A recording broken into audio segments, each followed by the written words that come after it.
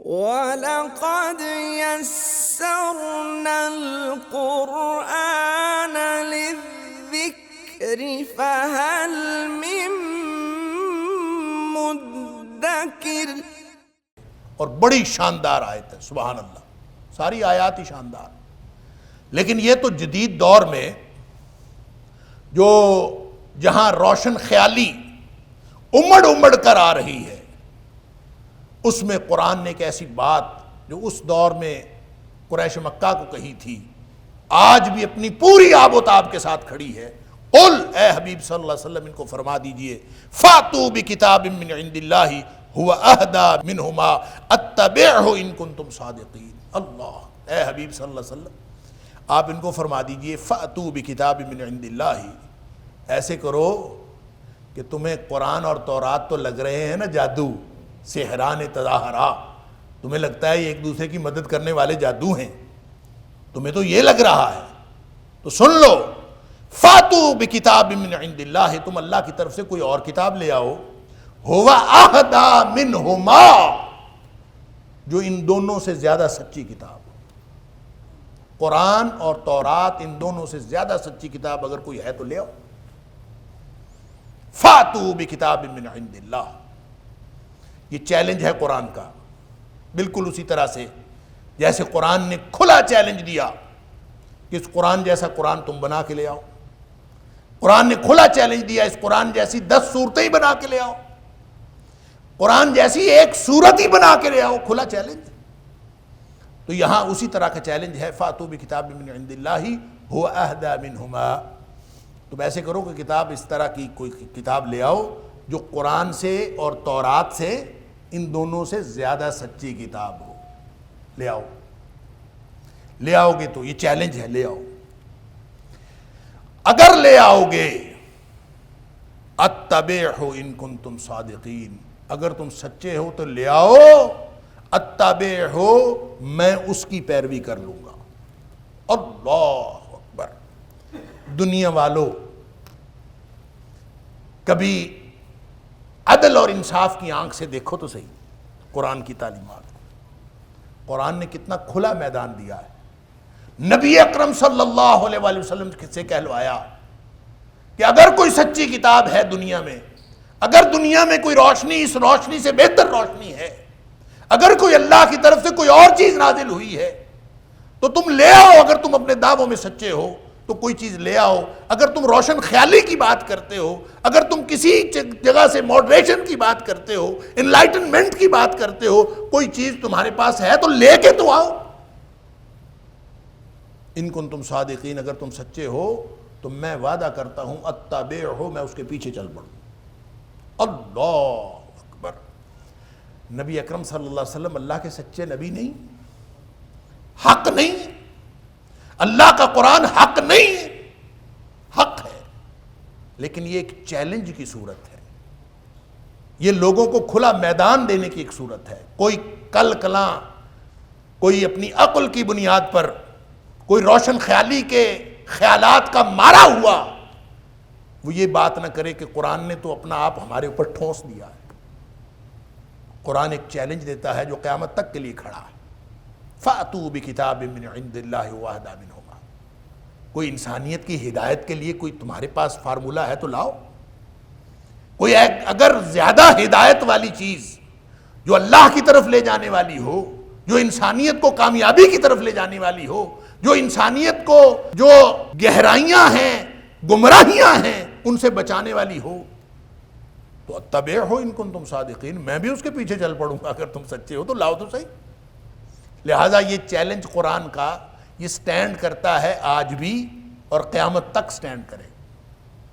کوئی نظریہ مشرق سے آئے یا مغرب سے آئے، کسی نام سے آئے، یعنی لوگ کہتے ہیں کہ روشن خیالی ہونی چاہیے، روشن خیالی یہ ہے کہ آپ سب کو قبول کرو، اور اس سے بڑی روشن خیالی بھی کوئی ہوگی کہ قرآن کہتا ہے کوئی ہے تو لے آؤ، چیلنج ہے قرآن کا، کوئی ہے انسانیت کے فائدے کی چیز تو لے آؤ، جو انسانیت کو زیادہ فائدہ دے، ہدایت دینے والی چیز ہو، هو اہدیٰ منہما، اگر ہوگی اتبعہ تو میں اس کے پیچھے چل پڑوں گا۔ اس کا مطلب یہ نہیں ہے کہ ہوگی اور نبی پاک صلی اللہ علیہ وسلم اس کے پیچھے چل پڑیں گے، اس کا مطلب ہے یہ صرف ایک چیلنج کا انداز ہے کہ آپ کھلا میدان دے رہے ہیں کہ کسی کے پاس ہے تو لے آؤ، اگر ہوگی تو میں اس کے پیچھے چل پڑوں گا۔ اس کا مطلب یہ نہیں ہے کہ اس بات کا امکان ہے کہ کوئی ہو۔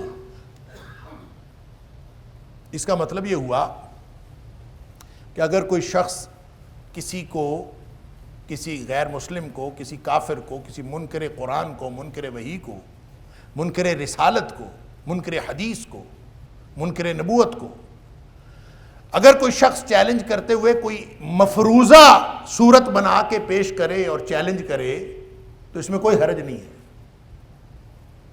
بعض اوقات لوگ کہتے ہیں کہ یہ کہنے والے نے یہ کیا کہہ دیا کہ اگر ایسا ہوا تو میں یہ کر لوں گا۔ بھئی یہ تو قرآن نے بھی کہا ہے کہ اگر ہے تو لے آؤ، فاتو بکتاب من عند اللہ واہدی منہما۔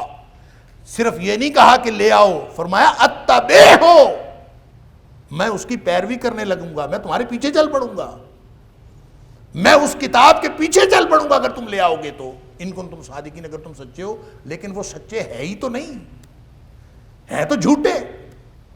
لہذا جھوٹے کو بھی چیلنج کرتے وقت ایک راستہ دینا، اور راستہ اف کہہ کے یا اگر کہہ کے اس کو راستے کا اختیار دینا، اس کا مطلب یہ نہیں ہے کہ حق کے مقابلے میں باطل کے پاس کوئی دلیل موجود ہے۔ لہذا اس میں کوئی حرج نہیں ہے کہ اگر کوئی شخص اس طرح کی کوئی بات کرے۔ اتبعہ ان کنتم صادقین، میں اس کے پیچھے چل پڑوں گا، اگر کوئی ہے تو لے آؤ۔ لیکن فرمایا فَإِن لَمْ يَسْتَجِيبُوا لَكَ، اور اگر یہ آپ کا چیلنج قبول نہ کریں، فَإِن لَمْ يَسْتَجِيبُوا لَكَ، بس اگر انہوں نے آپ کی بات قبول نہ کی، یعنی آپ کی بات کا جواب نہ دیا، قبول ہی نہ کی، کیسے قبول کریں؟ اب اس کو بھی قرآن نے شرطیہ جملے کے ساتھ کہا، فَإِن لَمْ، بس اگر لم يَسْتَجِيبُوا لَكَ، اگر یہ آپ کی بات کو قبول نہیں کرتے، یعنی کہاں سے لائیں گے، ہے ہی کوئی نہیں۔ لیکن قرآن نے اگر اس لیے کہا ہے، وہ ویسے ہی ہے جیسے قرآن نے کہا وَإِن لَمْ تَفْعَلُوا وَلَن تَفْعَلُوا، قرآن کی ایک صورت ہی بنا کے لے آؤ، اور اگر یہ نہ کر سکیں اور ہرگز نہیں کر سکیں گے، اس لیے یہ اگر کہہ کے کسی کو راستہ دینا یا دو آپشن دے دینا، یہ قرآنی طریقہ چیلنج ہے، کوئی حرج نہیں ہے اس میں۔ فَإِن لَمْ يَسْتَجِيبُوا لَكَ، پس اگر آپ کی بات قبول نہ کر سکیں، نہ کریں، فَعْلَمْ، تو جان رکھو ان کا پرابلم کیا ہے، ان کا پرابلم سمجھ میں آ گیا، باقی سارے بہانے تھے، حقیقت کیا ہے؟ فَعْلَمْ، پس جان لیں، انما یتبعون اہواءہم، یہ کسی کتاب کی پیروی نہیں کر رہے، یہ ملت ابراہیمی کی پیروی نہیں کر رہے، ان کے پاس کوئی نظریہ نہیں ہے، ان کے پاس ایک ہی نظریہ ہے، اور وہ کیا ہے؟ انما یتبعون اہواءہم، یہ تو اپنی خواہش نفس کی پیروی کرتے ہیں، بس خواہشات نفس کی پیروی کے علاوہ اور کچھ نہیں ہے ان کا دین۔ یہ اس کا نام جتنے مرضی بڑے بڑے بھاری بھرکم اصطلاحات میں نام چھپائیں، یہ جو فلاں نظریہ ہے، جو فلاں نظریہ ہے، یہ فلاں ازم ہے، یہ فلاں انسانیت کا علمبردار ہے، یہ فلاں ہے، جتنے مرضی بڑے بڑے نام۔ حقیقت بات یہ ہے کہ ان کے پاس کیا ہے؟ انما یتبعون اہواءہم، کہ وہ سوائے اس کے کہ وہ خواہشات کی پیروی کرتے ہیں، اس کے علاوہ اور کوئی بات نہیں۔ اللہ اکبر۔ وَمَنْ أَضَلُّ مِمَّنِ اتَّبَعَ هَوَاهُ بِغَيْرِ عِلْمٍ بِغَيْرِ هُدًى مِّنَ اللَّهِ۔ اللہ اکبر۔ اس سے بڑا گمراہ کیا ہوگا؟ وَمَنْ أَضَلُّ، اس سے زیادہ بڑا گمراہ، اس سے زیادہ گمراہ کون ہوگا؟ ممن، اس شخص سے جو اتبع هَوَاهُ، جس نے اپنی خواہش نفس کی پیروی کی، بغیر ہدی من اللہ، جبکہ اللہ کی طرف سے کوئی ہدایت نہیں آئی۔ یہ ہے وہ کمپیریزن کا انداز جو قرآن یہاں پہ کر رہا، یہ ہے وہ موازنے کا انداز، یہ ہے وہ روشن خیالی جو قرآن نے عطا کی ہے کہ آپ راستہ دیں، دونوں راستوں کو پرکھیں، اور جب دونوں راستوں کو پرکھنے کے بعد نتیجہ ایک ہی نکلے گا کہ ان کے پاس کوئی نظریہ نہیں ہے، خواہشات نفس کی پیروی کے علاوہ کوئی نظریہ نہیں۔ اور اس سے بڑا گمراہ کو بھی کوئی ہوتا ہے جو اپنی خواہشات نفس کی پیروی کرے بغیر ہدی من اللہ، اللہ کی طرف سے کوئی ہدایت نہیں آئی۔ اس کا مطلب یہ ہوا کہ ہر وہ بغیر ہدی من اللہ، بات سمجھ لیجئے، اللہ کی طرف سے ہدایت آئے، انسان اس کی پیروی کرنے کی کوشش کرے، اس میں انٹرپریٹیشن کا فرق ہو جائے، تفہیم کا فرق ہو جائے، سمجھ کا فرق ہو جائے، انسان مختلف طرز عمل کا شکار ہو جائے، یہ اور بات ہے۔ لیکن ایک یہ ہے کہ آپ اللہ کی طرف سے ہدایت کا سرے سے انکار کر دیں، جو آسمانی ہدایت ہے اس کو آپ سرے سے انکار کر دیں، لہذا نہ تورات کو مانتے ہیں، نہ انجیل کو مانتے ہیں، کسی چیز کو نہیں مانتے، اور جو جدیدیت ہے جس کو ہم ماڈرنزم کہتے ہیں، بلکہ مابعد جدیدیت جس کو ہم پوسٹ ماڈرنزم کہتے ہیں، یہ ہے کیا؟ یہ اس کے علاوہ کچھ نہیں ہے سوائے اس کے کہ جو الہامی رہنمائی ہے اس سے انسانیت کا رابطہ منقطع کر دیا جائے۔ اللہ تعالیٰ فرماتا ہے یہی تو کر رہے ہیں۔ ان کے پورے دین کی، ان کی پوری فکر کی بنیاد یہ ہے کہ یہ اپنی خواہشات نفس کی پیروی کرتے ہیں بغیر ہدی من اللہ، اپنے خواہشات کی پیروی کرتے ہیں۔ ومن اضل ممن اتبع هواه بغیر ہدی من اللہ، جس شخص نے اپنی خواہشات نفس کی پیروی کی اللہ کی ہدایت کے بغیر، اللہ وہ قوم کے فیضان سماوی سے ہو محروم، حد اس کے کمالات کی ہے برق و بخارات، اقبال نے کہا تھا وہ قوم کے فیضان سماوی سے ہو محروم، حد اس کے کمالات کی ہے برق و بخارات، ہے دل کے لیے موت مشینوں کی حکومت، احساس مروت کو کچل دیتے ہیں حالات۔ جہاں اللہ کی طرف سے رہنمائی موجود ہی نہیں ہے، جب آپ نے ڈیوائن ٹریڈیشن کو ویسے ہی سرے سے کاٹ دیا، نکال دیا، اور یہ بات میں مثال کے طور پر پہلے بھی پیش کر چکا ہوں کہ مین کائنڈ ہوتا تھا وہ ہیومن کائنڈ بن گیا۔ بائبل کے اندر بھی مین آدمی کے لفظ کے لیے لفظ ہے مین کا، مین کائنڈ، نوع انسانی، لیکن اس کو اب انہوں نے ہیومن کائنڈ کر دیا۔ ہیومن تبدیل کرنے کی کوئی چھوٹی سی بات نہیں ہے، بہت بڑی بات، یہی فرق ہے۔ ہیومن کی ڈیفینیشن سنیں انہوں نے کیا ڈیفینیشن کی ہے۔ ہیومن وہ ہے جو سوچ سکتا ہے، جو چاہ سکتا ہے، اور جو چاہے اس پر عمل کر سکتا ہے۔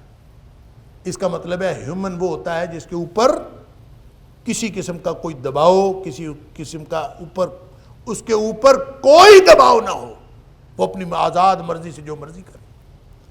لہذا مین کائنڈ کو ہیومن کائنڈ اس لیے بدلا کہ اگر بائبل کا لفظ مین کائنڈ رہتا تو اس کا تعلق بھی الہامی رہنمائی کے کنیکشن کے ساتھ تھا، وہ کنیکشن کاٹنا ضروری تھا، کنیکشن کاٹا۔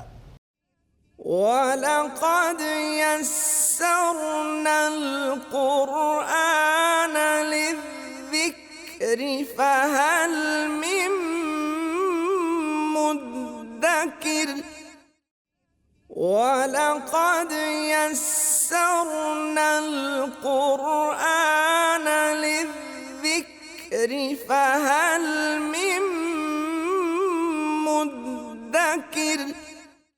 بغیر ہدی من اللہ، اللہ تعالیٰ اللہ کا قرآن اس کی پوری طرح سے آپریشن کرتا، اس کی حقیقت بتاتا۔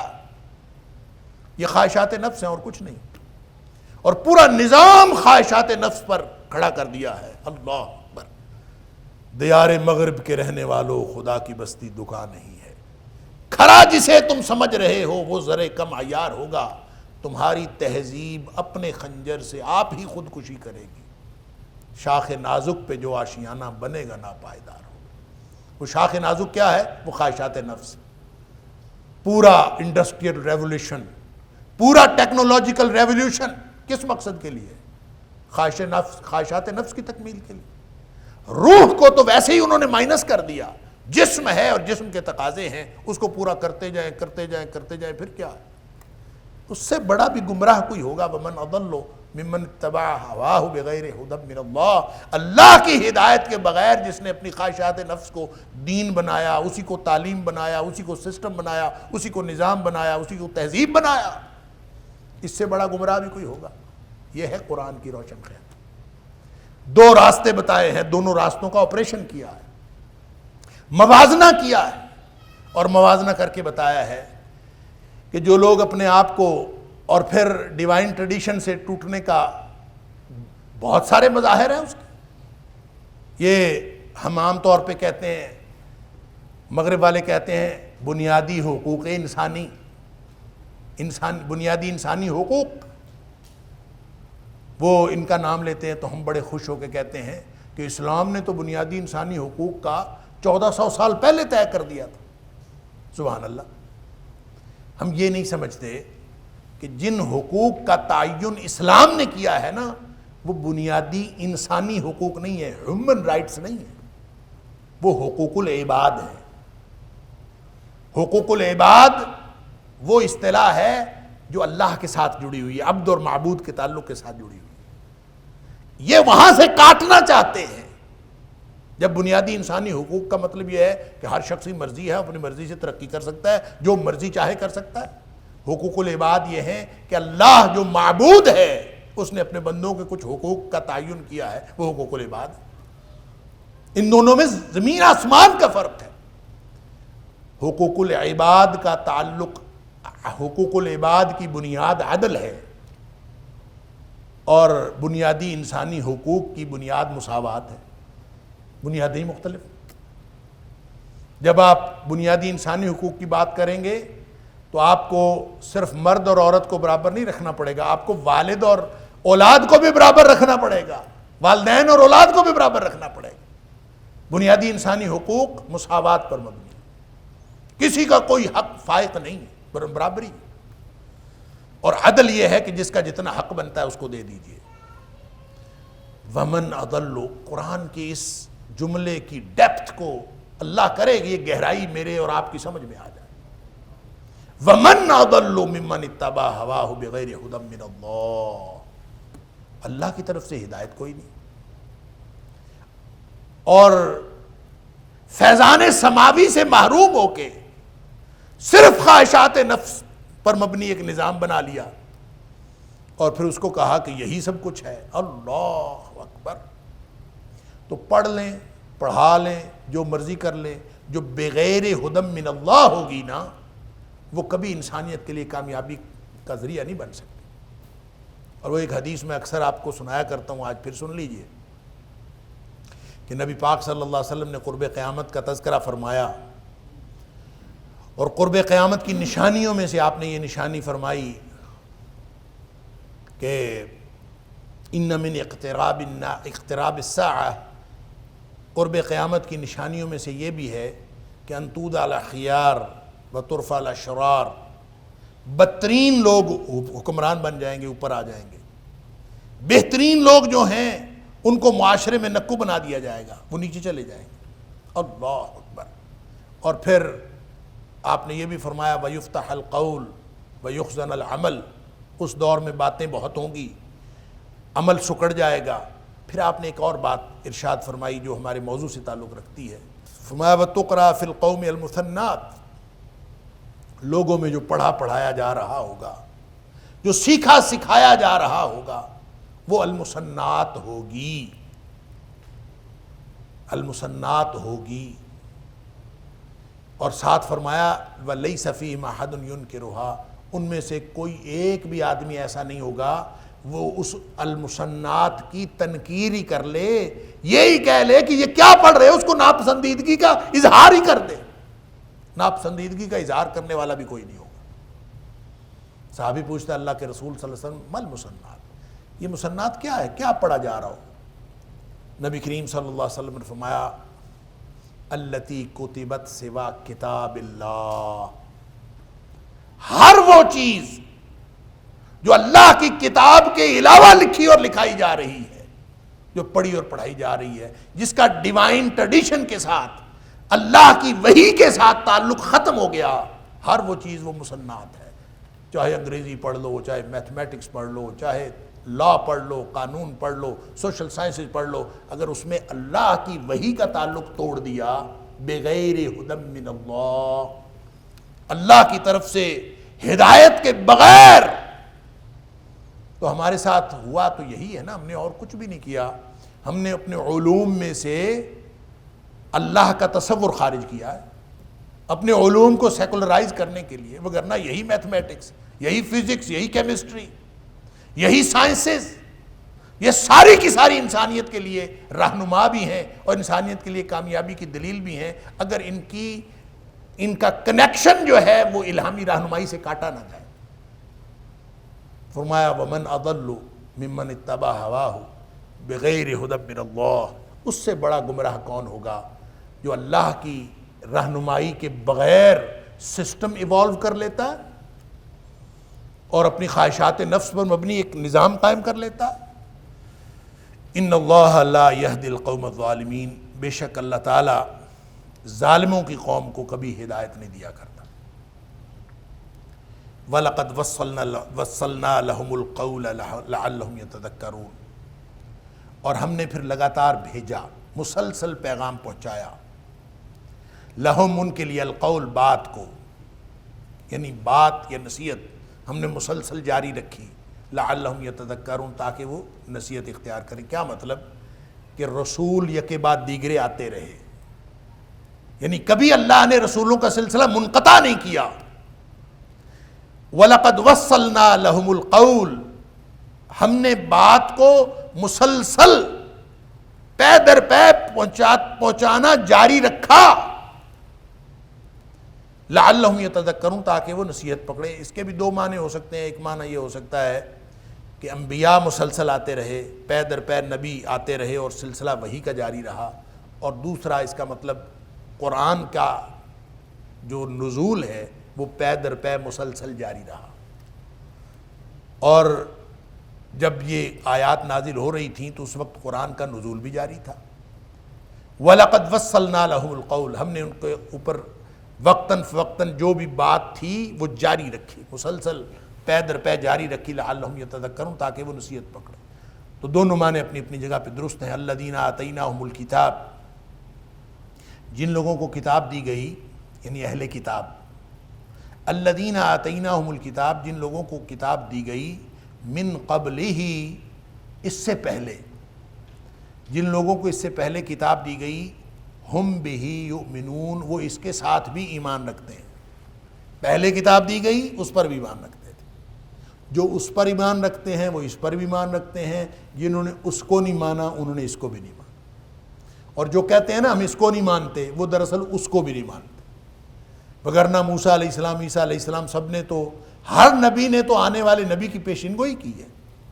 اگر کوئی موسیٰ علیہ السلام کا سچا پیروکار ہوگا وہ تو نبی کریم صلی اللہ علیہ وسلم کا بھی سچا پیروکار ہوگا، اور اگر کوئی عیسیٰ علیہ السلام کا سچا پیروکار ہوگا تو نبی اکرم صلی اللہ علیہ وسلم کا بھی سچا پیروکار ہوگا۔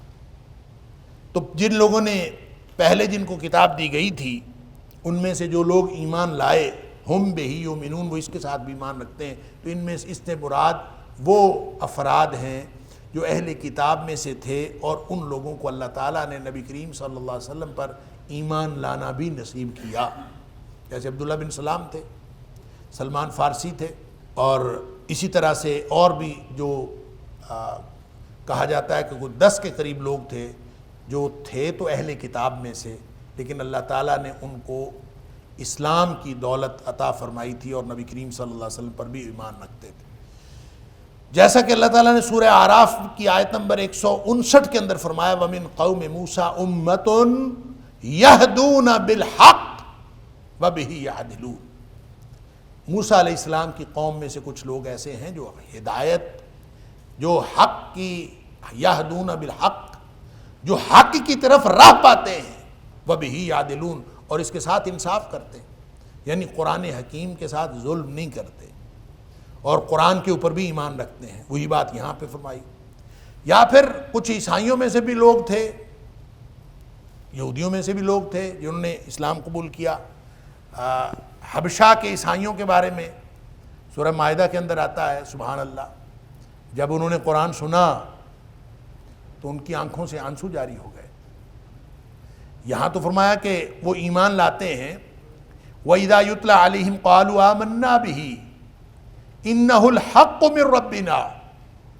جب ان کے اوپر قرآن کی آیات سنائی جاتی ہیں, وَإِذَا يُتْلَى عَلَيْهِمْ, جب قرآن پڑھا جاتا ہے ان کے اوپر, قالوا, تو انہوں نے کہا آمنا بِهِ, ہیں وہ اہل کتاب میں سے, لیکن قرآن سن کے کہتے ہیں ہم اس کے اوپر ایمان لائے. انہ الحق, اس لیے ایمان لائے کہ یہ ہے ہی حق, قرآن کے حق کو پہچان لیا. انہ الحق من ربنا, یہ ہمارے رب کی طرف سے حق ہے. انا کنا من قبلہ مسلمین, تو ہم پہلے بھی مسلم تھے.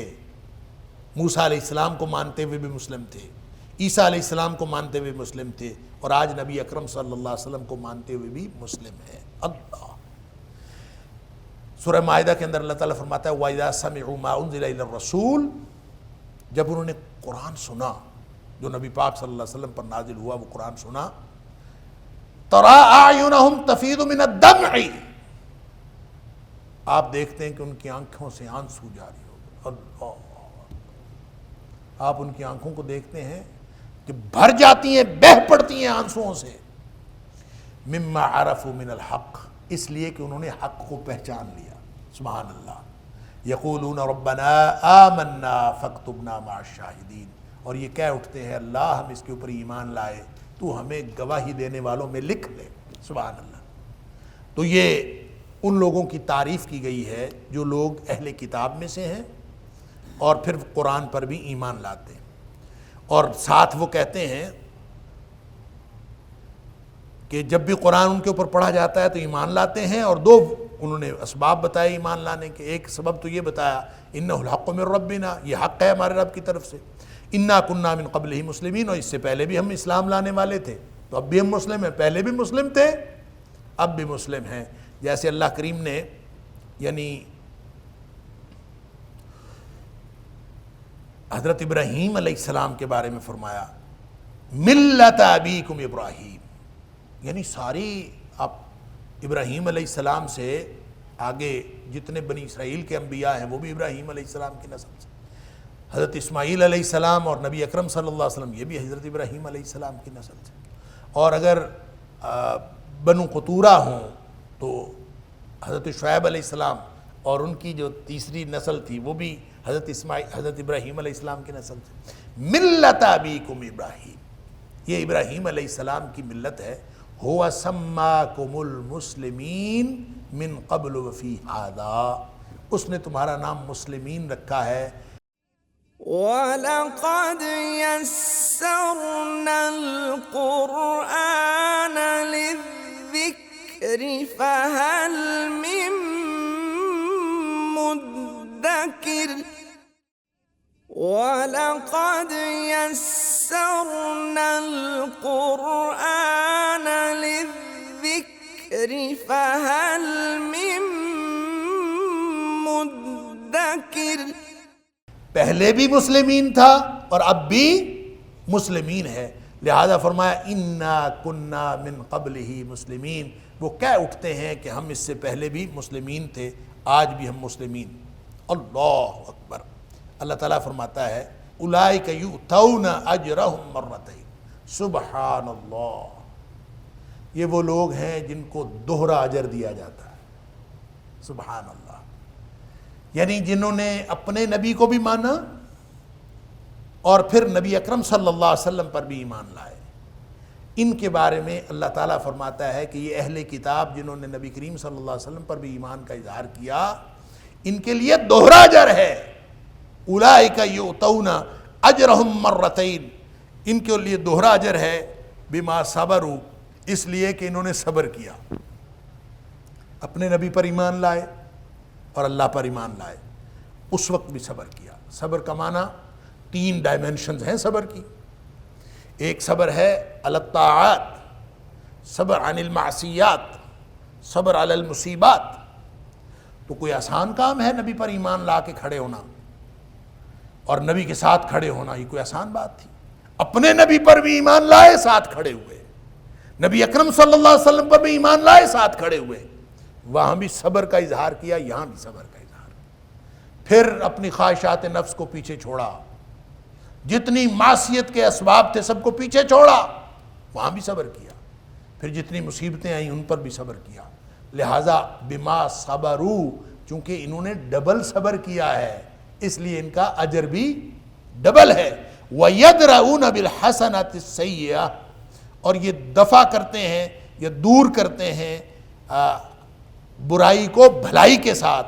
وَمِمَّا رَزَقْنَاهُمْ يُنْفِقُونَ، اور جو کچھ ہم نے ان کو دیا ہے اس میں سے خرچ کرتے ہیں۔ یہ اللہ تعالیٰ نے ان اہل ایمان کی تعریف کی ہے جو اہل کتاب میں سے ہیں کہ آیات الہیہ پر ایمان رکھتے ہیں، لغو سے اعراض کرتے ہیں، اگلی آیت میں آئے گا، بھلائی کے ذریعے برائی کا خاتمہ کرتے ہیں، اللہ کی ہدایت کی پیروی کرتے ہیں، انفاق فی سبیل اللہ کرتے ہیں، اور گمراہوں سے علیحدہ رہتے ہیں۔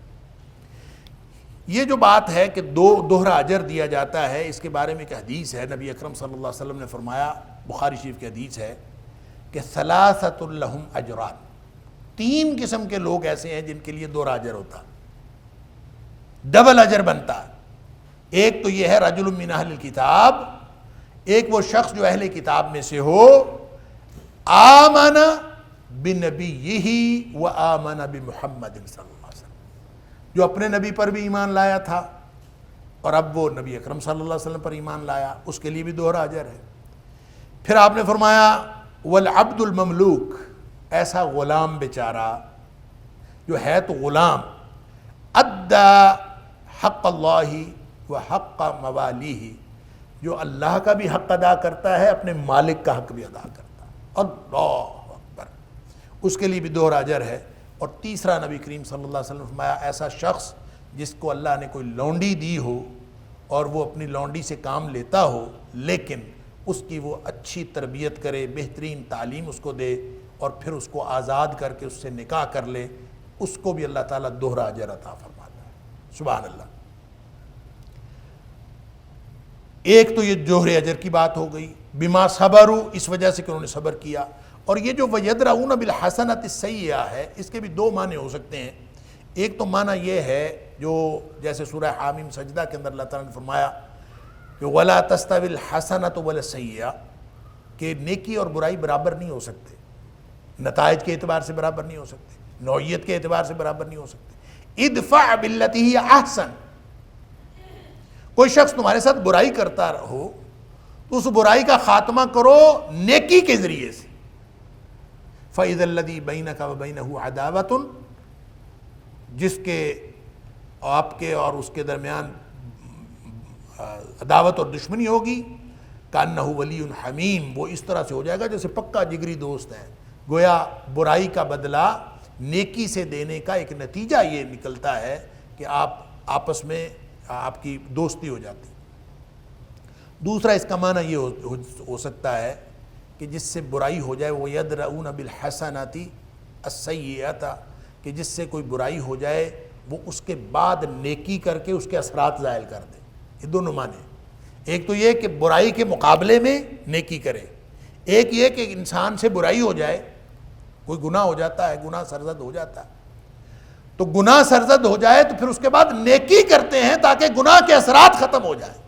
یدرؤون بالحسنۃ السیئۃ، برائی کو ختم کرتے ہیں نیکی کے ذریعے سے۔ جیسے اللہ تعالیٰ نے فرمایا کہ ان الحسنات یذہبن السیئات، جو انسان نیکیاں اگر کرے تو وہ گناہوں کو، سیئات کو، برائیوں کو مٹا دیتی ہیں، ختم کر دیتی ہیں۔ لہذا نبی اکرم صلی اللہ علیہ وسلم نے جو فرمایا کہ جب کوئی شخص اس سے گناہ سرزد ہوتا ہے تو اس کے دل پر سیاہ نقطہ لگ جاتا ہے، اور اگر یہ اس کے بعد نیکی کرتا ہے تو وہ سیاہ نقطہ نیکی کی وجہ سے صاف ہو جاتا ہے۔ سبحان اللہ۔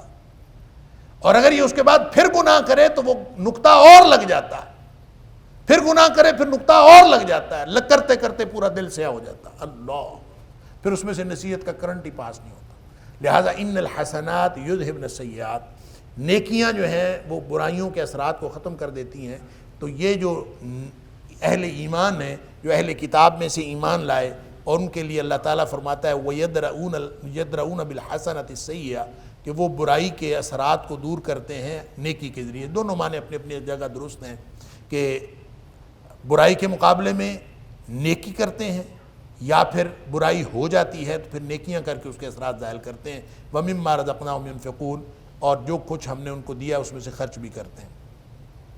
وَإِذَا سَمِعُوا اللَّغْوَ أَعْرَضُوا عَنْهُ اور جب وہ کوئی لغو بات فضول بات سنتے ہیں. یہ اہل ایمان کی عمومی طور پر بھی اہل ایمان کی نشانیاں ہیں اور جو اہل کتاب میں سے اہل ایمان ہیں ان کی بھی یہی نشانی ہے.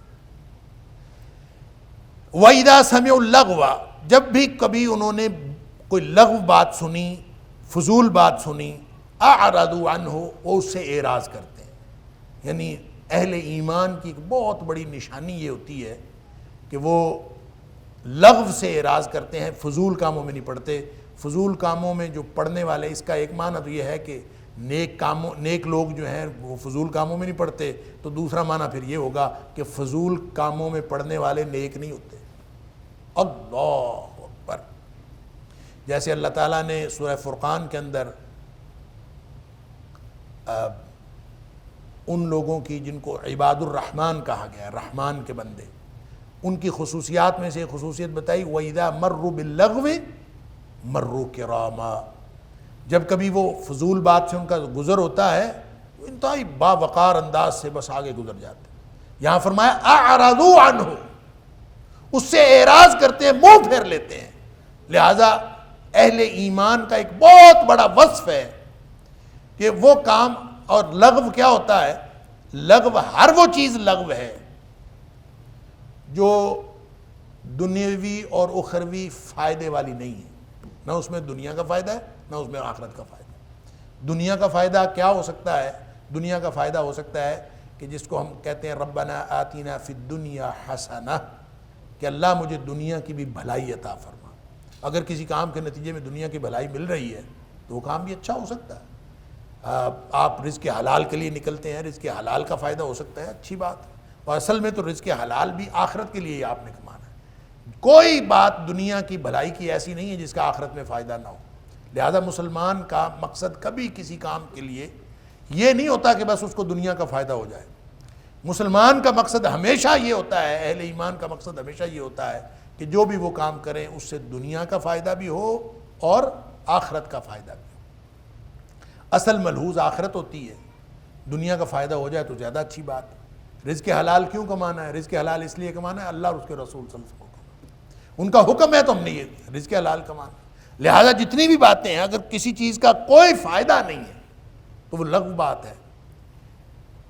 وَإِذَا سَمِعُوا اللَّغْوَ جب یہ کوئی لغو بات سنتے ہیں اعرضوا عنہ اس سے اعراض کرتے ہیں, منہ پھیر لیتے ہیں. وَقَالُوا اور پھر ان کو یہ کہہ جاتے ہیں لَنَا أَعْمَالُنَا وَلَكُمْ أَعْمَالُكُمْ سَلَامٌ عَلَيْكُمْ لَا نَبْتَغِي الْجَاهِلِينَ. یہ لغو بات سننے کے بعد صرف یہ نہیں کرتے کہ وہ منہ پھیر کے چلے جاتے ہیں, بلکہ ان کو کہتے ہیں تمہارا عمل تمہارے ساتھ اور ہمارے اعمال ہمارے ساتھ. لنا اعمالنا ہمارے اعمال ہمارے ساتھ, وَلَكُمْ أَعْمَالُكُمْ تمہارے اعمال, ہمارا تمہارے ساتھ کوئی تعلق نہیں ہے. لا تعلقی کا اظہار کرتے ہیں. سلام علیکم بھلا ہو تمہارا, بس یہ وہ سلام نہیں ہے جو سلامتی کی دعا والا ہوتا ہے. یہ وہ سلام ہے وَإِذَا خَاطَبَهُمُ الْجَاهِلُونَ قَالُوا سَلَامًا. یہ علیحدگی اختیار کرنے والا سلام کہ ان سے جب جاہل کوئی گفتگو کرتے ہیں تو وہ کہتے ہیں کہ تم اپنی جگہ رہو, ہم اپنی جگہ, سلام ہے تمہیں بس. لا نبتغی الجاہلین ہم جاہلوں کو نہیں چاہتے. اس کا ایک مطلب یہ ہوا کہ لغو کام میں جو لوگ ملوث ہوتے ہیں وہ جاہل ہوتے ہیں, یہ جاہلانہ کام ہے. اور کوئی عالم ہو کہ اگر لغو کاموں کے اندر ملوث ہے تو اس کا مطلب ہے وہ بھی جاہلانہ کام کر رہا ہے, وہ پھر اس کی یہ تو عالمانہ شان کے خلاف اور ایمان کے خلاف ہے کہ کوئی شخص لغو کاموں کے اندر اپنے آپ کو ملوث کرے. انک لا تہدی من احببت ولکن اللہ یہدی من یشاء. اللہ اکبر. اے حبیب صلی اللہ علیہ وسلم آپ جسے چاہتے ہیں اس کو ہدایت نہیں دے سکتے. اللہ انک لا تہدی من احببت جس کو آپ چاہتے ہیں اور آپ پسند کرتے ہیں اس کو آپ ہدایت نہیں دے سکتے. ولکن اللہ یہدی من یشاء اور لیکن اللہ جسے چاہتا ہے ہدایت دیتا ہے. وَهُوَ أَعْلَمُ بِالْمُهْتَدِينَ اور وہ خوب جانتا ہے کہ ہدایت یافتہ کون ہے۔ دیکھیں سورہ شورى کے اندر اللہ تعالیٰ نے فرمایا اِنَّكَ لَتَهْدِي إِلَى صِرَاطٍ مُسْتَقِيمٍ، اے حبیب صلی اللہ علیہ وسلم آپ سیدھے رستے کی طرف ہدایت دیتے ہیں۔ اِنَّكَ لَتَهْدِي، یقیناً آپ لازماً ہدایت دیتے ہیں اِلَى صِرَاطٍ مستقیم، سیدھے رستے کی طرف۔ اور نبی آتا ہی ہدایت کے لیے، هُوَ الَّذِي أَرْسَلَ رَسُولَهُ بِالْهُدَى وَدِينِ الْحَقِّ، کہ نبی تو ہدایت لے کر آتا ہے، نبی سراسر ہدایت ہوتا ہے، اور اس کی ڈیوٹیوں میں سے، اس کی فرائض میں سے یہ فریضہ ہے کہ اِنَّكَ لَتَهْدِي إِلَى صِرَاطٍ مستقیم، کہ آپ جو ہے وہ صراط مستقیم کی طرف ہدایت دیتے ہیں۔ تو پھر یہاں فرمایا اِنَّكَ لَا تَهْدِي مَنْ أَحْبَبْتَ، جس کو آپ چاہتے ہیں آپ ہدایت نہیں دے سکتے، تو پھر دونوں میں بظاہر تضاد محسوس ہوتا ہے کہ آپ کو یہ فریضہ سونپا گیا ہے اِنَّكَ لَتَهْدِي إِلَى صِرَاطٍ مستقیم، کہ آپ سیدھے رستے کی طرف ہدایت دیں۔ یہاں فرمایا اِنَّكَ لَا تَهْدِي مَنْ أَحْبَبْتَ، جس کو آپ پسند کریں آپ اس کو ہدایت نہیں دے سکتے۔ ان دونوں میں فرق۔ شروع میں جب ہم نے ہدی للمتقین اور ہدی للناس کا فرق سمجھنے کی کوشش کی تھی سورہ بقرہ کی ابتدا میں، تو میں نے عرض کیا تھا کہ ہدایت کے کئی معنی ہیں، اور سب سے نمایاں معنی 3 ہیں۔ ایک تو یہ ہے کہ ہدایت کا معنی ہے راستہ، اور یہ بھی قرآن سے ثابت، اِنَّكَ لَعَلَىٰ هُدًى مُسْتَقِيم، آپ سیدھے رستے کے اوپر ہیں۔ اور 2 معنی اس کے یہ ہیں جو فوکس کے اعتبار سے یا ٹارگٹ کے اعتبار سے، ایک ہے اِراءُ الطریق، راستہ دکھانا، یہ بھی ہدایت ہے۔ ایک ہے ایصال الی المطلوب، منزل مقصود پر پہنچانا، یہ بھی ہدایت ہے۔ تو نبی جو ہے اس کے ذمے جو کام ہوتا ہے وہ اِراءُ الطریق ہوتا ہے، راستہ دکھانا اس کے ذمہ ہوتا ہے، منزل مقصود پہ پہنچانا اللہ کا کام ہے۔ اللہ اکبر۔ نبی راستہ دکھا سکتا ہے، اور راستہ دکھاتے گئے۔ نبی کریم صلی اللہ علیہ وسلم کو اتنا دکھ ہوتا تھا کہ عام شخص مومن نہیں بنتا تھا، نبی پاک صلی اللہ علیہ وسلم اس کو راستہ دکھاتے تھے، اور اگر وہ مومن نہیں بنتا تھا تو نبی پاک صلی اللہ علیہ وسلم کو بہت دکھ ہوتا تھا۔ اللہ تعالیٰ نے نبی پاک صلی اللہ علیہ وسلم کو یہ گویا تسلی دی کہ اے نبی صلی اللہ علیہ وسلم، آپ کے چاہنے سے نہیں ہوتی ہدایت، ہدایت اللہ کے چاہنے سے ہوتی۔ اِنَّكَ لَا تَهْدِي مَنْ أَحْبَبْتَ وَلَكِنَّ اللَّهَ يَهْدِي مَنْ يَشَاءُ، اللہ کو خوب معلوم ہے، وَهُوَ أَعْلَمُ بِالْمُهْتَدِينَ، اس کو خوب معلوم ہے کہ کون ہدایت یافتہ ہے اور کس کو ہدایت دینی کس کو نہیں دینی، اللہ کو معلوم۔ یہ اللہ کی مشیت کے معاملات ہیں، اور آپ کے ذمے تھا راستہ دکھانا، آپ نے دکھا دیا، اور منزل مقصود پہ پہنچانا اللہ کا کام ہے، آپ منزل مقصود پہ پہنچا نہیں سکتے۔ وَلَكِنَّ اللَّهَ يَهْدِي مَن يَشَاءُ، اللہ جسے چاہتا ہے، اللہ کی مشیت کے معاملات ہیں، وہ جس کو چاہتا ہے ہدایت دیتا ہے، یعنی منزل مقصود پہ پہنچاتا ہے۔ وَهُوَ أَعْلَمُ بِالْمُهْتَدِينَ، اور وہ خوب جانتا ہے ہدایت یافتہ لوگوں کو۔ اللہ تعالیٰ مجھے اور آپ کو، ہم سب کو قرآن سمجھنے اور عمل کرنے کی توفیق عطا فرمائے۔ وآخر دعوانا الحمد للہ رب العالمین۔